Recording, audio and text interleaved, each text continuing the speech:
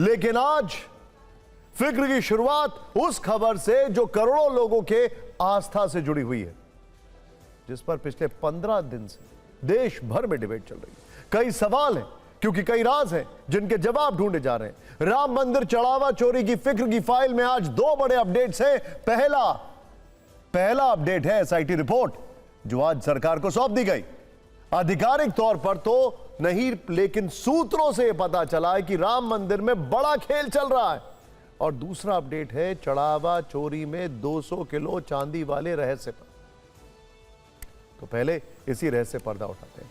Cash चोरी, गहनों की हेराफेरी और जमीन खरीद में घोटालों के दावों के बाद आखिरकार 200 किलो चांदी का सच क्या है, यह समझना भी जरूरी है।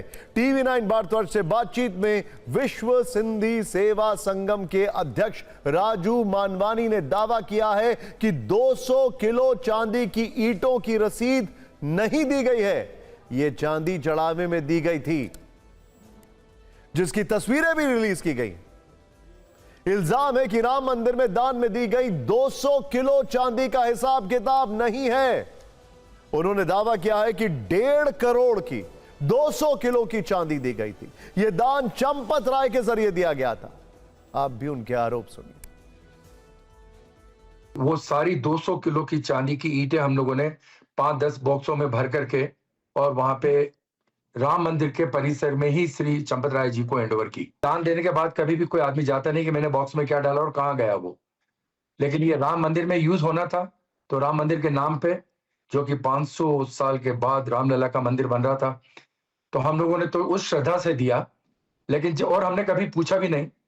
2-3 बार हम लोगों ने जरूर रसीद के लिए फोन किए और ये पूछा गया कि कहाँ पे आपने यूज किया है। ये कहा गया था कि हम पहले इसकी चेकिंग करेंगे, चांदी की क्वालिटी क्या है, और उसके बाद उसकी रसीद और कहाँ यूज करेंगे वो हम बता देंगे, लेकिन कभी बताया नहीं गया।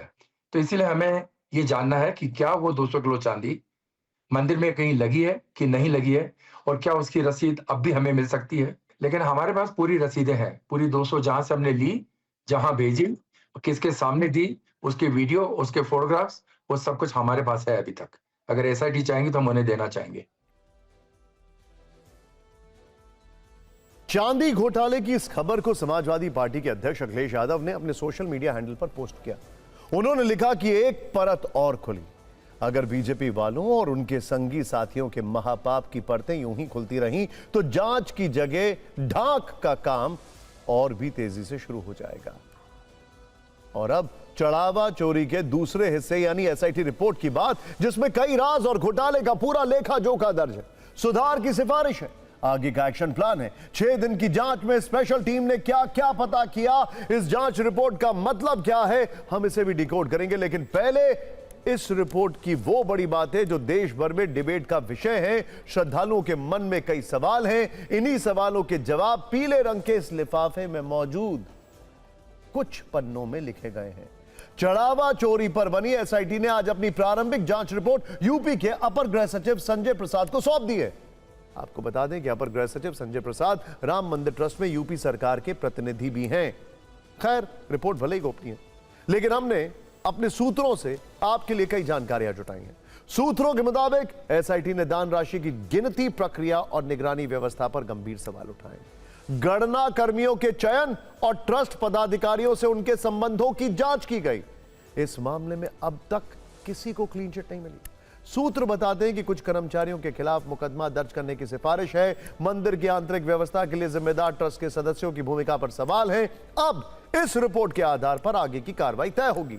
एसआईटी ने मामले की विस्तृत जांच के लिए अतिरिक्त समय और सहयोगी अधिकारियों की मांग की। सरकार की तरफ से अभी रिपोर्ट की जानकारी सार्वजनिक नहीं की गई, लेकिन यह जरूर साफ किया गया है कि यह अंतिम रिपोर्ट नहीं है और जांच आगे भी जारी रहेगी। रिपोर्ट सौंपने के बाद एसआईटी प्रमुख विजय विश्वास पंत ने क्या कहा, देखना जरूरी है। एसआईटी की रिपोर्ट आज हमने अपर मुख्य सचिव गृह महोदय को सौंपी है। यह एक प्रारंभिक प्रतिवेदन है और उसके क्रम में आज अपर मुख्य सचिव गृह साहब को सौंप दिया। सर कुछ खास इसमें आपको वहाँ पे लगा जो आप लोगों ने जांच करी और इसकी रिपोर्ट आपने शासन को सौंपी है? ये गोपनीय जांच है, तो इसके लिए मतलब हम इस समय पर कुछ भी वक्तव्य देने के लिए अधिकृत नहीं है। जो हमारी फाइंडिंग्स थी वो हमने उपलब्ध करा दी। देखिए, सवाल यह है कि इस रिपोर्ट का मतलब क्या है। चलिए इसे अब आपको बिग वॉल पर समझाते हैं। रिपोर्ट का मतलब यानी उसका इंपैक्ट क्या होगा। फाइंडिंग्स एंड इंपैक्ट, आइए देखते हैं। पहली चीज ध्यान से देखिएगा, सूत्र बता रहे हैं कि रिपोर्ट में दान की गिनती प्रक्रिया और निगरानी व्यवस्था पर सवाल उठाए गए हैं। यानी गिनती प्रक्रिया और निगरानी पर सवाल उठाए गए हैं। इसका मतलब यह है कि राम मंदिर में नई व्यवस्था बन सकती है। जांच के दायरे में किसी संदिग्ध को क्लीन चिट नहीं दी गई, यानी ऐसे लोगों पर गाज गिरने की संभावना दिख रही है। क्लीन चिट नहीं दी गई। सूत्र बता रहे हैं कि इस मामले में कुछ कर्मचारियों पर मुकदमा दर्ज करने की सिफारिश है, यानी मुमकिन है कि ऐसे कर्मचारी गिरफ्तार हो सकते हैं और जेल भी जा सकते हैं। सवाल अभी भी एफआईआर कब दर्ज होगी। आंतरिक व्यवस्था से जुड़े ट्रस्ट पदाधिकारियों पर अगर सवाल है तो इसका मतलब है कि मंदिर के ट्रस्ट में बदलाव मुमकिन है। एसआईटी ने विस्तृत जांच के लिए अतिरिक्त समय मांगा है। यह साफ संकेत है कि फाइल अभी क्लोज नहीं हुई है और आगे भी जांच जारी रहेगी। मामला आस्था का है और करोड़ों लोग सवाल पूछ रहे हैं। जानना यह भी जरूरी है कि साधु संत और धर्मगुरु क्या कह रहे हैं।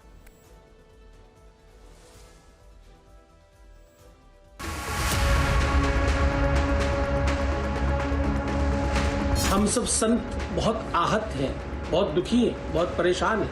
तो ये बहुत निंदनीय है, ये बहुत ज़्यादा शर्मसार करने वाली घटना है। ऐसा नहीं होना चाहिए था। ये जो कुछ हुआ इसमें जो भी दोषी हैं वो बख्शे नहीं जाएंगे। मैं ये कहूंगा जिसके पास भी आरोप हैं कृपया कैमरे पर जाएं, उनकी स्वतंत्रता है, लेकिन एसआईटी के सामने जरूर जाएं। और मैं एसआईटी से भी निवेदन करूंगा जो भी इस तरह के आरोप लगाए जा रहे हैं उनको भी बुलाएं, उनसे पूछें कि इस विषय में तथ्य क्या है।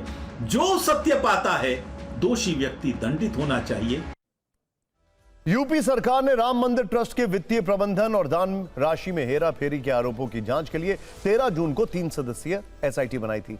श्री राम जन्मभूमि तीर्थ क्षेत्र ट्रस्ट ने विशेष जांच दल का अनुरोध किया था। राम मंदिर चढ़ावा चोरी प्रकरण को लेकर एसआईटी ने 6 दिन कई स्तरों पर जांच की, पूछताछ के साथ दस्तावेजों की पड़ताल की। जांच के दौरान एसआईटी ने किन किन कड़ियों को खंगाला, एक बार देखते हैं। एसआईटी ने जांच के दौरान दान के रिकॉर्ड देखे, दान गिनती से लेकर बैंक में जमा करने की प्रक्रिया को समझा, दान पेटी और मंदिर परिसर में लगे सीसीटीवी की फुटेज देखी।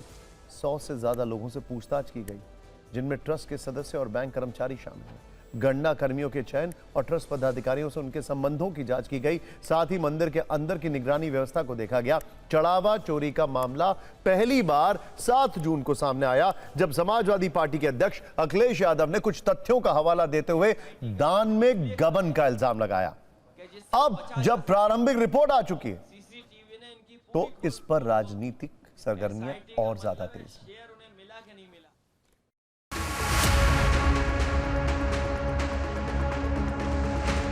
सरकार के लिए आसान तरीका यही है, बचने का तरीका ये कि एसआईटी का गठन कर दो।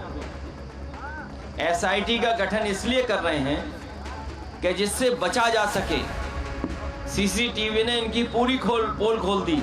एसआईटी का मतलब है शेयर उन्हें मिला कि नहीं मिला, एज फॉर शेयर। इस मंदिर को चलाने, इस मंदिर को एक ट्रस्ट चलाता है और उस ट्रस्ट को प्रधानमंत्री कार्यालय द्वारा बनाया गया था। इस ट्रस्ट में एक व्यक्ति है चंपत राय, सबसे ज्यादा आरोप उसी के ऊपर लग रहे हैं। कौन है चंपत राय? और सबसे बड़ी बात है कि इतनी बड़ी चोरी की घटना हो गई, उसके बावजूद अभी तक मंदिर उसी के हाथ में है। उसे क्या टाइम दिया जा रहा है सारे सबूत खत्म करने के लिए? क्या उसे टाइम दिया जा रहा है सारे गवाहों को पलटने के लिए? उसे कौन बचा रहा है? देखिए, एसआईटी टीम गठित है, जांच हो रही है। जांच में जो भी दोषी पाया जाएगा उसके खिलाफ कार्रवाई होगी और उसमें सरकार की भी निगाह हो गई है और न्यायालय का भी उस पर नज़र है। पूरी तरीके से एसआईटी की रिपोर्ट जो बना के दिया गया है, मैं उसे समझ बोगस है। अगर जांच सचमुच आप ये जांच कराना चाहते हैं और जनता को बताना चाहते हैं और भगवान राम के प्रति आपकी थोड़ी सी भी अगर भक्ति है, राम भक्त हैं योगी जी, तत्काल माननीय हाईकोर्ट के सिटिंग जज से इसकी जांच कराएं और समयबद्ध जांच करा के उस पर तत्काल मुझे लगता है कि न्याय दिलाएं। ये मेरी मांग। देखिए, इन विवादों के बीच आज राम मंदिर परिसर में शेषावतार मंदिर का ध्वजारोहण कार्यक्रम हुआ। अब इससे ज्यादा इंटरेस्टिंग खबर आगे देखते जाइए। वैदिक मंत्रोच्चार, पूजा अर्चना और धार्मिक अनुष्ठानों के बीच शेषावतार मंदिर पर धर्म ध्वज स्थापित किया गया। ठीक है, इस कार्यक्रम में करीब 3000 विशेष अतिथियों को आमंत्रित किया गया था। यह भी ठीक है। इसमें बड़ी संख्या में संत, धर्माचार्य और ट्रस्ट से जुड़े पदाधिकारी शामिल थे। यहां से कहानी में ट्विस्ट आ रहा है। क्यों? क्योंकि ट्रस्ट के सदस्य अनिल मिश्र और गोपाल जी राव कार्यक्रम में मौजूद थे। वो तस्वीरों में भी नजर आए। ट्रस्ट के महासचिव चंपत राय भी कार्यक्रम में मौजूद थे, लेकिन उन्होंने तस्वीरों से दूरी बनाए रखी।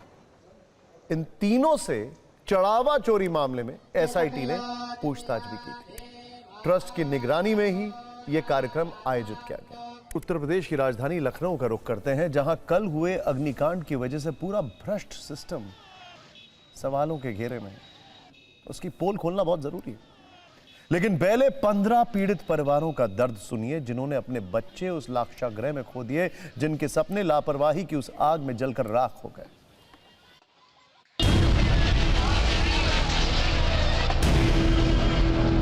हमें नहीं बताया गया था कि आग लगी नीचे से, तो हमें कोई आइडिया नहीं था। हमें तो तब पता लगा जब धुआं फैल चुका था और सीढ़ियों से निकलना मुश्किल था। भाई देखिए भाई, आग बढ़ गई है भाई, आग बढ़ गई है भाई, देखिए भाई, आग बढ़ गई भाई। बच्चों को पता ही नहीं चला कि नहीं यहाँ पर कोई ऐसी आग लगी हुई है।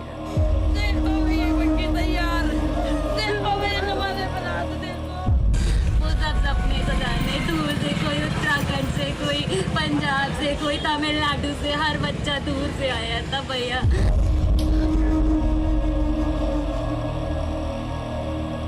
तो 2 घंटे में आप सोच लीजिए कि आग जहाँ पर लगेगी तो 2 घंटे में क्या व्यक्ति वहाँ बचने की स्थिति में रहेगा?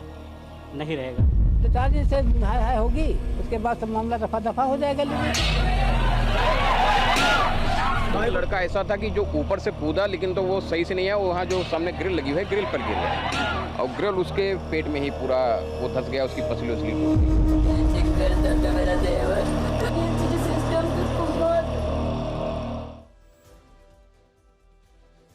अत्यंत दुखद है। लखनऊ अग्निकांड में मारे गए बच्चों के माँ बाप, भाई बहन, रिश्तेदारों की ये चीखें, ये दर्द भरी पुकार सुनकर किसी को भी दुख होगा।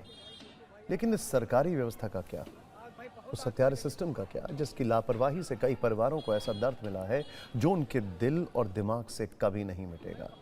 आज यूपी की सत्ता के गलियारे में ये नाम जरूर गूंजने चाहिए, वो बच्चे जो रोज सुबह इस इमारत में सपनों की ऊंची उड़ान भरने जाते थे, लेकिन कल वो हमेशा के लिए घर नहीं लौटे।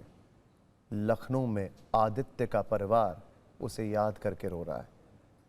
आदित्य के बड़े सपने थे, वो जीवन में कुछ करना चाहता था, लेकिन सारे सपने बिखर गए। आदित्य की तरह ही सागर, नीलेश, अनामिका, संयम, अनुच्छा, सुखमनी, ज्योति, भविष्य, अब्दुल, सूरज, मोहम्मद शहजान, मोहम्मद अम्मार, जनियल और सुमुल्या, ये वो 15 चिराग थे जो इस अग्निकांड में बुझ गए। क्या कोई जवाब देगा? कौन है जिम्मेदार इन 15 मौतों का? क्या सिर्फ बिल्डिंग के मालिक को गिरफ्तार कर लेने से न्याय मिल जाएगा?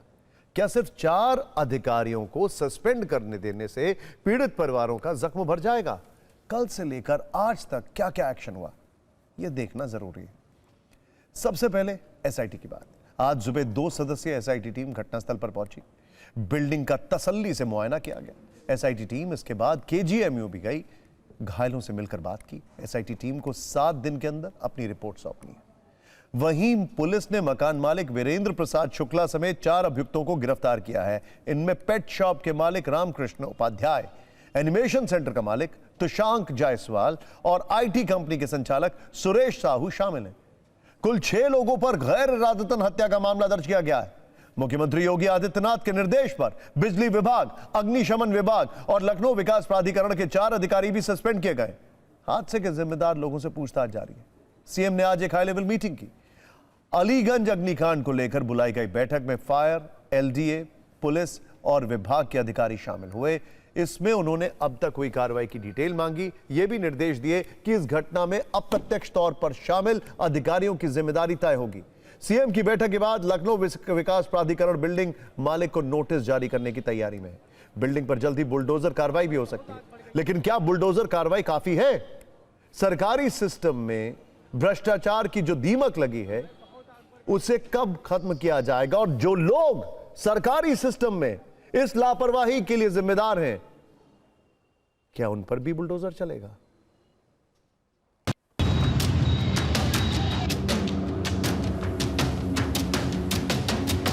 माननीय मुख्यमंत्री जी के निर्देश पर विशेष जांच दल का जो गठन हुआ है उसमें अभी हम लोग मौका मुआयना कर रहे हैं। हम सभी पहलुओं पर गहराई से जांच करेंगे, हर डिपार्टमेंट के लायबिलिटी के पॉइंट ऑफ व्यू से और सभी आयामों पर विस्तार से देखेंगे और बहुत जल्दी अपनी रिपोर्ट जो कि निर्धारित समय सीमा में आपके समक्ष प्रस्तुत करेंगे। धुआं ज़्यादा फैल चुका था तो हम सीढ़ियों से भी नहीं निकल पा रहे थे। खिड़की के पास इलेक्ट्रिक पाइप था तो वो पाइप लेके हमने कोशिश की कि उससे लटक के नीचे आ जाए, तो बाकी लोग निकल गए तो मैं भी उनमें से एक थी। टाटा इमरजेंसी में थे, कहने लगे इलाज हो रहा है, अभी बच्चे के ब्लड ज़्यादा निकल गया है, इसलिए अभी थोड़ा दिक्कत है, टाइम लगेगा। इनका ऑफिस 3rd फ्लोर पे था और रास्ता एक ही था जो जीने के माध्यम से ऊपर जाता था। तो जो आग लगी तो वो जीने पर ही सबसे पहले विकराल रूप धारण की, तो ऊपर से नीचे उतरने का कोई रास्ता नहीं था। अलीगंज की बिल्डिंग में लापरवाही साफ तौर पर है।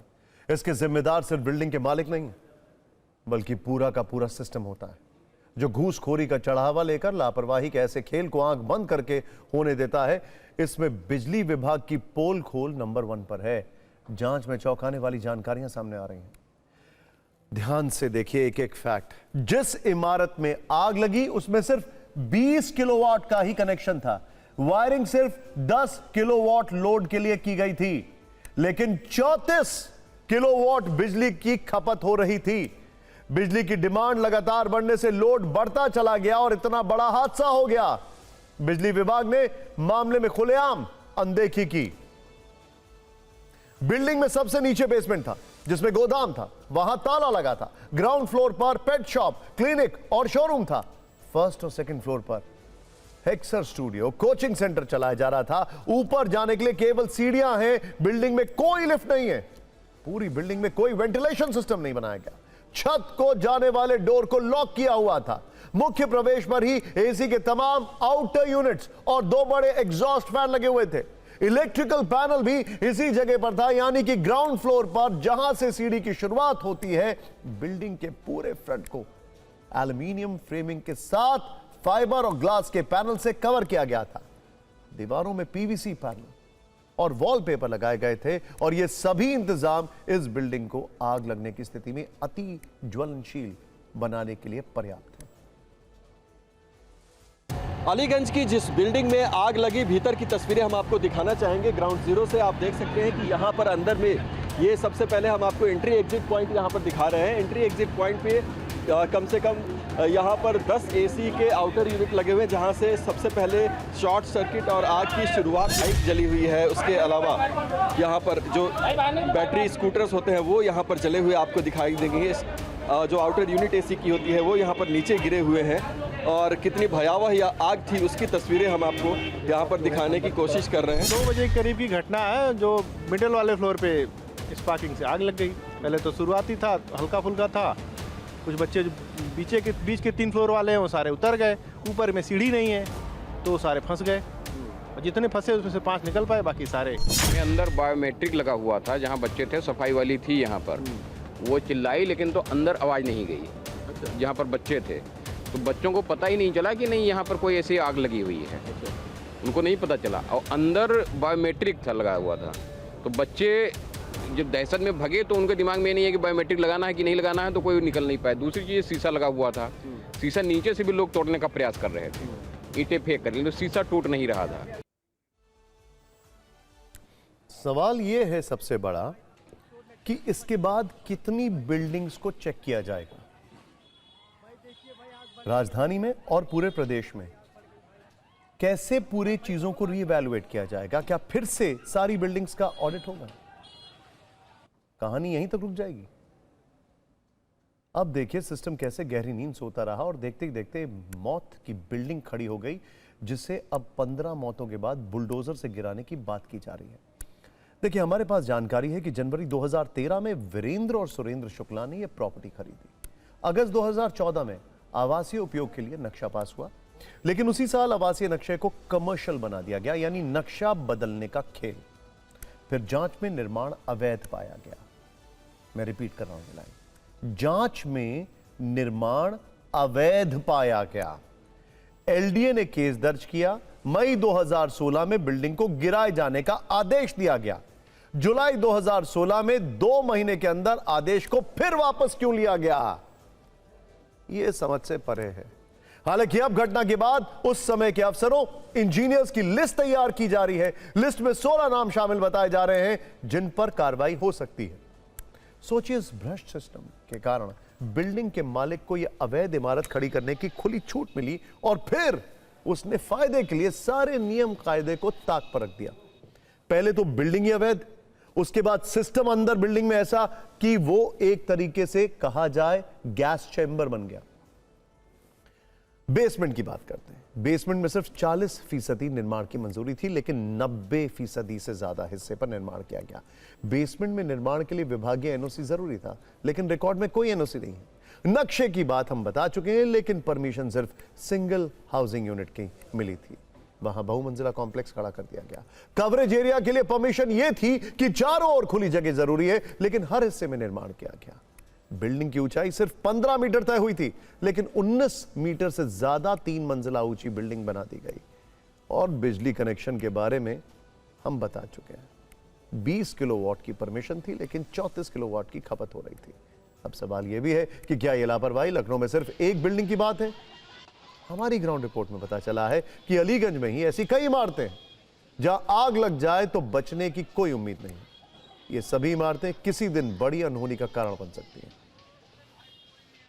TV9 भारतवर्ष पर बार बार यही बात कह रहे हैं कि ये अकेली बिल्डिंग नहीं है। घटना की जांच के लिए SIT गठित कर दी गई है, लेकिन ऐसे तमाम बिल्डिंग्स हैं जो कि नियमों को ताक पर रखकर कमर्शियल एक्टिविटी चला रहे हैं। नीचे शोरूम है और शोरूम के ऊपर अगर फर्स्ट फ्लोर पे देखेंगे, सेकंड फ्लोर पे देखेंगे तो उसी तरीके से फर्स्ट फ्लोर पे डिज़ाइन स्टूडियो, सेकंड फ्लोर पे यहाँ पर कोचिंग इंस्टीट्यूट आप देख सकते हैं कि SSC, बैंकिंग, UPSI और तमाम प्रतियोगी परीक्षाओं की तैयारी यहाँ पर कराई जाती है। और शोरूम के साथ साथ बगल में ये छोटा सा शटर आप देख सकते हैं कि ये एंट्री और एग्जिट पॉइंट है यहाँ पर। आज चूंकि ये घटना और तमाम प्रशासन की तरफ से सख्ती बढ़ती जा रही है, इसलिए देख सकते हैं आप कि अभी ये शटर डाउन रखा गया है, लेकिन ये खुला हुआ है। यानी कि आप देखेंगे इसको अगर हम ऐसे ऊपर दिखाते हैं तो देखिए उसी तरह की सीढ़ियाँ यहाँ पर हैं और एंट्री एग्जिट पॉइंट ठीक उसी तरह से, सीढ़ियों से आप ऊपर जा सकते हैं, कोई लिफ्ट नहीं है। यहाँ पर कोचिंग इंस्टीट्यूट चलाने का काम हो रहा है। ये शटर आपको बंद दिखाई देगा, ये बंद रखा गया है फिलहाल, लेकिन यहाँ पर देखिए कि कोचिंग इंस्टीट्यूट और ठीक उसी तरह की बिल्डिंग, एल्युमिनियम पैनल दिखाइए, ये किस तरीके से इसको ग्लास से पैक किया गया है ये देखिए, और ठीक इसके बगल में ये बिजली का पैनल भी यहाँ पर लगाया गया है। तो यानी कि टॉप फ्लोर पे कोचिंग इंस्टीट्यूट, नीचे डिज़ाइन स्टूडियो और ठीक कंस्ट्रक्शन के लिहाज से बात करें, स्ट्रक्चर के लिहाज से बात करें, उसी तरह की बिल्डिंग है। यानी यहाँ पर भी अगर आग की कोई घटना होती है तो सिर्फ एक एंट्री और एग्जिट पॉइंट है, लोग फंस जाएंगे। समाजवादी पार्टी अध्यक्ष अखिलेश यादव शाम को KGMU गए थे, घायलों से मिले। इसके बाद उन्होंने सिस्टम पर चुभते हुए सवाल उठाए। आरोप लगाया कि सुरक्षा नियमों का पालन होता तो इतना बड़ा हादसा नहीं होता। यह भी कहा कि सुरक्षा मानकों की अनदेखी से कई लोगों की जान गई। उनके इस आरोप पर डिप्टी CM ब्रजेश पाठक ने जवाब दिया। कहा अखिलेश यादव मौत पर राजनीति न करें। अब एक अलग किस्म की राजनीति की बात करते हैं जो कि बंगाल में। TMC का बागी गुट ममता बनर्जी को मार्गदर्शक वाला ऑफर दे रहा है। वहीं TMC पर कब्जे की लड़ाई तेज हो गई। ऋतुव्रत बैनर्जी की अगुवाई में टीएमसी के बागियों ने नए लीडरशिप स्ट्रक्चर के तहत ममता बनर्जी को मार्गदर्शक बनाने का जो ऑफर दिया है वो आज ट्रेंड कर रहा है। बागी लगातार ये कह रहे हैं कि दीदी चाहें तो मार्गदर्शक बन जाएं, लेकिन अभिषेक बैनर्जी को टीएमसी में एंट्री नहीं मिलेगी। हालांकि बागी ममता बनर्जी को मार्गदर्शक तो बनाना चाहते हैं, लेकिन उनके फैसलों को मानना नहीं चाहते। वो चाहते हैं कि ममता बनर्जी मंच की शोभा बढ़ाएं, न कि फैसले लें। हालांकि आज ममता बनर्जी ने बागियों पर काउंटर अटैक किया और पार्टी पर अपना कब्जा मजबूत करने की कोशिश शुरू कर दी। कल टीएमसी के बागी गुट ने एक बैठक की थी। बैठक में ममता बनर्जी को अध्यक्ष पद से हटा दिया गया था। यह अपडेट हमने आपको दिया था। अभिषेक बैनर्जी को पार्टी से निलंबित कर दिया था। आज ममता बनर्जी ने अपने समर्थकों के साथ टीएमसी की बैठक की, जिसमें ममता बनर्जी को अध्यक्ष चुना गया और अभिषेक बैनर्जी को महासचिव। इतना ही नहीं, कल बागी गुट की बैठक में अरूप रॉय को अध्यक्ष चुना था और फिरहाद हकीम समेत 4 नेताओं को उपाध्यक्ष बनाया था। आज ममता बनर्जी गुट ने डेरेक ओब्रायन और डोला सेन को संयुक्त राष्ट्रीय सचिव बनाया, जबकि फिरहाद हकीम, अरूप बिस्वास और 6 नेताओं को पार्टी से निकाल दिया। यानी टीएमसी के दोनों गुटों ने खुद को असली टीएमसी साबित करने की कोशिश शुरू कर दी। कंफ्यूजन ही कंफ्यूजन है, सॉल्यूशन का तो पता नहीं। खैर, एक बड़ी मशहूर फिल्म है, उसका गाना है। कल टीएमसी के बागी गुट ने एक 30 सदस्यीय नई राष्ट्रीय कार्य समिति का गठन किया था और दावा किया था कि पार्टी संविधान के मुताबिक हर 3 वर्ष में राष्ट्रीय कार्यकारी समिति का गठन जरूरी है। और आखिरी बार यह समिति फरवरी 2022 में बनाई गई थी, इसलिए बैठक बुलाई गई और नया अध्यक्ष चुना गया। जबकि टीएमसी के ममता बनर्जी गुट का कहना है कि वह पहले ही 24 सदस्यों की राष्ट्रीय कार्य समिति बना चुका था। जब बागी गुट अपनी राष्ट्रीय कार्य समिति के गठन की तैयारी कर रहा था, उससे पहले ममता बनर्जी को टीएमसी का अध्यक्ष चुन लिया गया था और शनिवार को चुनाव आयोग को सूचना दे दी गई थी। इन दोनों घटनाओं के बाद अब टीएमसी विधायक कुणाल घोष का कहना है कि जिस ऋतुव्रत बैनर्जी को पहले ही पार्टी से निकाला जा चुका है, वो विशेष अधिवेशन कैसे बुला सकता है। टीएमसी के ममता गुट का कहना है कि टीएमसी का मतलब ममता बनर्जी है, बाकी सब तमाशा। देखिए, हम लोग ही तो तृणमूल कांग्रेस है, तो सिंबल हमारा ही है और कोई दिक्कत है इसको लेकर तो इलेक्शन कमीशन है, तैयार करेगा। ये मजाक है, ये एक सर्कस है। ममता बनर्जी अपन से तृणमूल कांग्रेस बनाई थी, तभी उनको हटा देगा कौन? बोलते ऋतुव्रत बनर्जी जो कुछ दिन पहले सीपीएम का सदस्य था। ये इलीगल है, उनका कोई अथॉरिटी या राइट नहीं है। अभी एक कॉन्स्पिरेसी में आकर कुछ लोग बेईमानी कर रहा है, सरासर बेईमानी कर रहा है। आप क्या कर रहे हैं? आप बोल रहे हैं दीदी के हाथ से पार्टी लूंगा, सिंबल ले लूंगा। सबका राय लेके अरूप जी को वो चेयरमैन बनाया गया है, तो सबका सहमत से बना गया। ममता बनर्जी, दीदी ममता बनर्जी हम लोगों का गाइडर बनकर रहे। आज जो है वो बुरी तरह से इनकी ज़मीन जो है वो खिसकती जा रही है। तो इसलिए पहले आप चिंतन करो कि आपका घर क्यों खाली होता जा रहा है। अभी भी ड्रामा चल रहा है। टीएमसी ड्रामा पार्टी है, हम बोलते थे सर्कस पार्टी है। वही देखिए ना, हमारा महान उपदेष्टा जिसने बनाया, ममता बनर्जी बोली थी मुझे बनाओ, क्यों बनाया भाई? फिर हटाया क्यों है? ये सब ड्रामा टीएमसी में जमता है, इसलिए ठीक ठाक है। टीएमसी पर कब्जे की लड़ाई अब सिर्फ नाम और निशान तक सीमित नहीं है, यह लड़ाई पार्टी के खजाने तक पहुंच गई है। Show me the money. इस मामले में ताजा अपडेट यह है कि पश्चिम बंगाल पुलिस ने टीएमसी के 3 बैंक खातों में जमा करीब 440 करोड़ रुपए पर डेबिट फ्रीज लगा दिया है। यानी खाते में पैसे आ सकते हैं लेकिन निकाले नहीं जा सकते। वाह, इनकमिंग है लेकिन आउटगोइंग नहीं। पार्टी के पैसों का यह विवाद उस वक्त गहराया जब पार्टी के पूर्व कोषाध्यक्ष और बागी खेमे के नेता अरूप विश्वास ने एचडीएफसी बैंक को पत्र लिखकर खातों के संचालन पर रोक लगाने की मांग की। इस बीच 5 जून को ममता बनर्जी ने टीएमसी की एक बैठक बुलाई जिसमें सुभाषीष चक्रवर्ती को नया कोषाध्यक्ष नियुक्त किया गया। उधर अरूप विश्वास ने बैंक को लिखे पत्र में आशंका जताई कि उनके हस्ताक्षर वाले खाली चेकों का दुरुपयोग हो सकता है। इसीलिए जब तक पार्टी के नेतृत्व और कोषाध्यक्ष को लेकर विवाद नहीं सुलझ जाता तब तक फंड का इस्तेमाल नहीं होना चाहिए। इसके बाद जयनगर के विधायक विश्वनाथ दास के नेतृत्व में 10 बागी विधायकों के विधान नगर साइबर थाने में शिकायत दर्ज कराई गई। शिकायत की मांग की गई कि 440 करोड़ रुपए के फंड के स्रोत की जांच हो और यह पता लगाए कि ये पैसे आखिर कहां से आए। शिकायत में यह भी कहा गया कि डिजिटल प्लेटफॉर्म और ऑनलाइन बैंकिंग के जरिए पैसों के ट्रांसफर और उनके स्रोत छिपाने की कोशिश हो सकती है। शिकायत के बाद पुलिस ने तीनों खातों पर डेबिट फ्रीज लगा दिया है। जांच एजेंसियां अब यह पता लगाने की कोशिश कर रही हैं कि खातों में जमा 440 करोड़ रुपए का वास्तविक स्रोत क्या है। इंटरेस्टिंगली, कईयों का यह कहना है कि अब मामला ये वाला कोर्ट पे जा सकता है। इस पूरे विवाद के बीच टीएमसी नेतृत्व का दावा है कि पार्टी का पैसा वैध दान है और आधिकारिक स्रोतों से आया है। पार्टी नेता कृणाल घोष का कहना है कि 28 साल पुरानी पार्टी को हजारों समर्थक और कार्यकर्ताओं से लगातार चंदा मिलता रहा है या नहीं हुआ। दिलचस्प बात यह है कि हाल ही में जारी पार्टी की ऑडिट रिपोर्ट में टीएमसी की कुल संपत्ति 625 करोड़ रुपए से ज्यादा बताई गई। ऐसे में पार्टी के खजाने को लेकर अंदरूनी जंग और ज्यादा तेज है।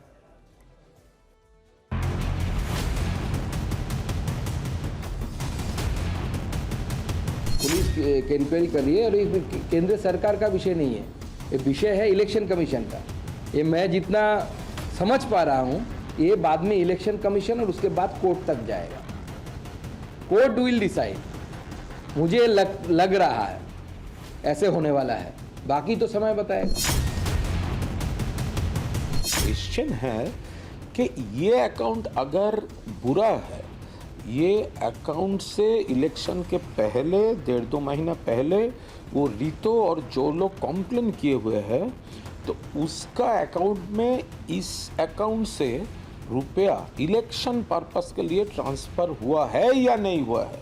तो अगर ये अकाउंट का रुपया ठीक नहीं था तो वो लोग अपना अपना इलेक्शन के पर्पस में उस अकाउंट से फिनांस लिया क्यों। अब आपको भारत के हथियारों का दम दिखाते हैं जिसकी गूंज खाड़ी देशों में सुनाई दे रही है। यहां हम आपको बता दें कि किसी युद्ध में इस्तेमाल होने वाले भारतीय हथियारों की बात नहीं है, बल्कि भारत के पावरफुल वेपन ब्रह्मोस मिसाइल और आकाश तीर सिस्टम से अपनी सुरक्षा दीवार मजबूत करने वाली एक बड़ी खबर है जिसका कनेक्शन यूएई से है। हालांकि आपको एक बात बताना जरूरी है, आज के दौर में भारत डिफेंस का नेट एक्सपोर्टर है, पहले इंपोर्टर हुआ और ऑपरेशन सिंदूर के बाद हमारे हथियारों की डिमांड बढ़ गई। ये तो आपको मालूम ही है कि अमेरिकी हमलों के जवाब में ईरान ने यूएई पर सबसे ज्यादा अटैक किए थे। मिसाइल और ड्रोन से यूएई के आबू धाबी को कई बार टारगेट किया, एक बहुत महंगा रेडार सिस्टम उड़ा दिया। लेकिन यूएई अब भारतीय हथियारों से अपनी हवाई सीमा को सुरक्षित करना चाहता है। यूएई अपने दुश्मनों को भारत की एक अचूक मिसाइल से जवाब देने की इच्छा रखता है। दरअसल यूएई भारत से ब्रह्मोस क्रूज मिसाइल और आकाश तीर एयर डिफेंस सिस्टम खरीदने की इच्छा जता चुका है। न्यूज एजेंसी रॉयटर्स की रिपोर्ट के मुताबिक दोनों देशों में इन हथियारों को लेकर बातचीत शुरुआती चरण में है, लेकिन यह बातचीत तेजी से आगे बढ़ रही है। यूएई ने फैसला ऐसे समय में लिया जब खाड़ी में बीते 2 महीने से काफी तनाव है और यूएई सबसे ज्यादा बार टारगेट हुआ। इस संभावित डील को आप इस तरह से भी देख सकते हैं कि भारत और यूएई सिर्फ व्यापारिक साझेदार नहीं है, बल्कि स्ट्रैटेजिक पार्टनर्स भी हैं और खाड़ी में संघर्ष का असर है जो भारतीय डिफेंस बाजार के लिए एक सुनहरे अवसर की तरह है। खासकर ब्रह्मोस और आकाश तीर की बात करें तो ब्रह्मोस क्रूज मिसाइल की शक्ति दुनिया ने ऑपरेशन सिंदूर के समय देखी, जब 300 किलोमीटर की रेंज के साथ ही इस मिसाइल ने पाकिस्तान के 11 एयरबेस ध्वस्त कर दिया। और स्वदेशी आकाश तीर सिस्टम का दम तब दिखा जब पाकिस्तानी ड्रोन और मिसाइलों की इस हवाई सुरक्षा प्रणाली के आगे एक न चली, वो भी 80 आवर्स, 80 घंटे से ज्यादा। आकाश तीर से चुन चुन कर सफल शिकार किया गया। आकाश तीर की खासियत यह है कि वो हवाई क्षेत्र की लाइव और सटीक तस्वीर बना सकता है। आर्टिफिशियल इंटेलिजेंस की शक्ति से लैस ये डिफेंस सिस्टम डिजिटल क्लाउड के जरिए ये military radar, thermal imager, satellite, navy की सर्वेलांस नेटवर्क और वायुसेना के एसेट्स को आपस में जोड़ता है। इससे कमांडर एक ही स्क्रीन पर रियल टाइम में हवा में मौजूद हर चीज पर नजर रख सकते हैं और ये अपने विमान, मिसाइल, ड्रोन और दुश्मन के मिसाइल, विमान, ड्रोन में अंतर का पता भी आसानी से लगा सकता है। देखिए इंटरेस्टिंग बात क्या है, पश्चिमी देशों के जो हथियार हैं उनकी अपेक्षा में भारत के हथियार कॉस्ट इफेक्टिव है और बहुत ज्यादा टारगेट ओरिएंटेड है, क्योंकि हमारा रियल वॉर टाइम एक्सपीरियंस सबने देख लिया है। यानी युद्धकाल में अपने ही विमान, मिसाइल या फिर ड्रोन पर गलती से हमले का खतरा इसकी वजह से काफी कम हो जाता है, यानी कि आकाश तीर की वजह से। और इसी कारण से आकाश तीर का प्रहार अचूक है। वहीं बात करें ब्रह्मोस की तो सिर्फ यूएई नहीं बल्कि फिलीपींस, वियतनाम, इंडोनेशिया, थाईलैंड, दक्षिण अफ्रीका, ब्राजील और चिली जैसे देश भी ब्रह्मोस मिसाइल की खरीद में दिलचस्पी दिखा चुके हैं। भारतीय हथियारों की बढ़ती डिमांड का ही नतीजा है कि भारत अब निर्यातक देशों की लिस्ट में काफी ऊपर आ चुका है। मार्च 2026 तक भारत का डिफेंस एक्सपोर्ट $4 अरब पार हो चुका है, जो कि 2013-14 में सिर्फ $7.26 मिलियन था। सुनते हैं आज जब भारत यूएई के बीच ब्रह्मोस आकाश तीर डील को लेकर विदेश मंत्रालय से सवाल जवाब हुआ तो एमईए प्रवक्ता रणधीर जायसवाल ने क्या कुछ कहा। यूएई के साथ हमारे घनिष्ठ रक्षा क्षेत्र में घनिष्ठ संबंध हैं और हम इस संबंध को और मजबूत करना चाहते हैं। जहां तक किसी रक्षा से संबंधित किसी प्लेटफॉर्म का सवाल है, इसके बारे में विस्तृत जानकारी के लिए आपको रक्षा मंत्रालय ही आपको इसे साझा करा सकती है।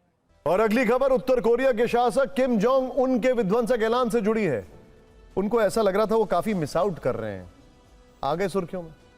किम ने साफ कर दिया कि उनका देश अब और ज्यादा परमाणु हथियार बनाए और अपनी परमाणु ताकत को कई गुना बढ़ाएगा। सोचिए, खाने को रोटी नहीं, हथियार बना रहे। कुछ दिन पहले किम की बहन ने भी अपने परमाणु हथियारों की संख्या बढ़ाने का जिक्र किया था और अब खुद किम ने खुलकर कह दिया है कि चाहे जो हो जाए वो अपने परमाणु हथियारों की तादाद को बढ़ाकर ही दम लेंगे। सवाल खड़ा होता है कि शी जिनपिंग के दौरे के बाद ऐसा क्यों कहा है। खैर, इसी ऐलान के बाद सवाल उठ रहे कि आखिर किम को अपनी परमाणु ताकत बढ़ाने की इतनी जल्दबाजी क्यों है। क्या पश्चिम एशिया में ईरान की हालत को देखकर किम के मन में विचार आया? जवाब जानने के लिए यह रिपोर्ट देखें।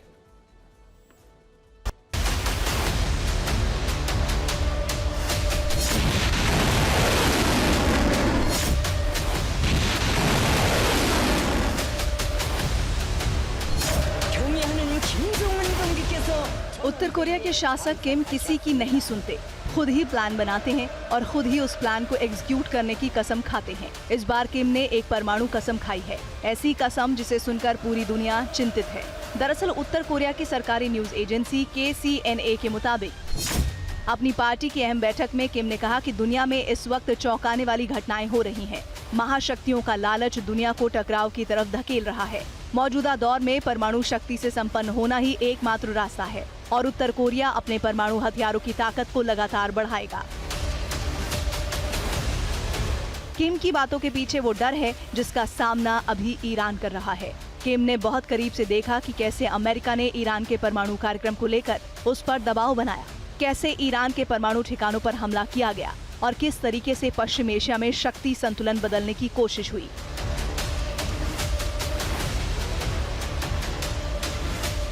इसलिए किम नहीं चाहते कि उनके देश का भी ईरान जैसा हश्र हो, इसीलिए वो लगातार परमाणु क्षमता बढ़ा रहे हैं। सिप्री की रिपोर्ट के मुताबिक इस वक्त उत्तर कोरिया के पास 60 परमाणु बम है और 30 नए परमाणु बनाने की सामग्री बिल्कुल तैयार है।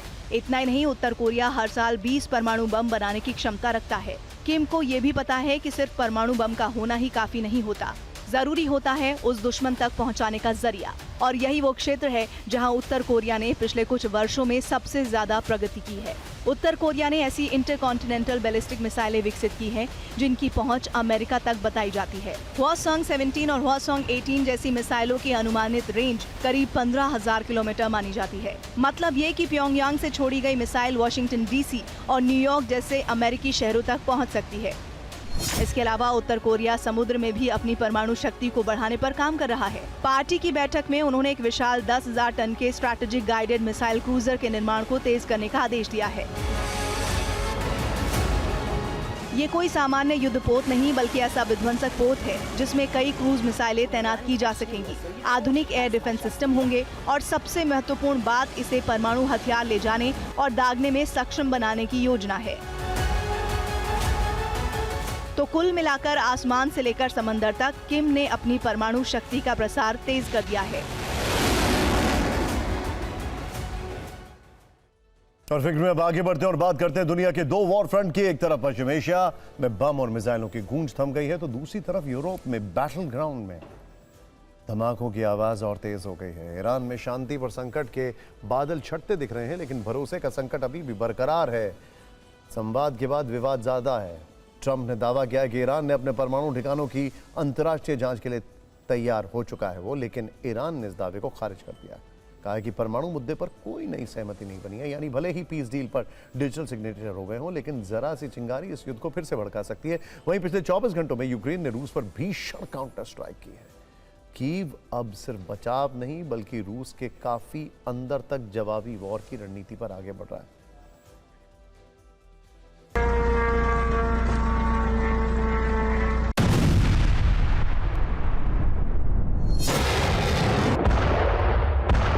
पश्चिम एशिया में भले ही युद्ध विराम की बातें हो रही हों, लेकिन यूरोप का सबसे बड़ा रण क्षेत्र अब भी बारूद से धधक रहा है। यूक्रेन ने रूस के कब्जे वाले इलाकों से लेकर रूस की धरती तक ताबड़तोड़ हमले किए। ज़ेपोरिजिया में यूक्रेन ने भीषण एयर स्ट्राइक की। रूस के कब्जे वाले बेसिलिवका में यूक्रेन ने पुल उड़ा दिया। ये रूसी सैनिकों के मूवमेंट के लिए अहम रास्ता था। ये यूक्रेन के अटैक का लाइव वीडियो है। इस बार यूक्रेन ने रूस के वोरोनिश सेमीकंडक्टर प्लांट पर 3 स्टॉर्म शैडो मिसाइलों से भीषण तबाही मचाई। अब ये वीडियो देखिए, सामने बड़े इलाके में सिर्फ और सिर्फ काला धुआं दिखाई दे रहा है। यूक्रेन ने रूस के वोरोनिश में सेमीकंडक्टर प्लांट पर बड़ा मिसाइल अटैक किया। इसमें 5 लोगों के मारे जाने की खबर है। यूक्रेन ने रूस के वोरोनिश में सैन्य इलेक्ट्रॉनिक फैक्ट्री पर हमला किया। स्टॉर्म शैडो मिसाइल से किए गए इस अटैक में फैक्ट्री को भारी नुकसान पहुंचा। इस फैक्ट्री में रूस की मिसाइलों के इलेक्ट्रॉनिक पार्ट्स बनते थे। अब यहाँ से उड़ती आग की लपटें देखिए। यूक्रेन ने रूस के डुबना में ड्रोन अटैक किया। यहाँ रूस के स्पेस कम्युनिकेशन सेंटर पर अटैक किया गया, जिसमें उसे भारी नुकसान पहुंचा। ये वीडियो रूस के ब्रियांस्क से आया है।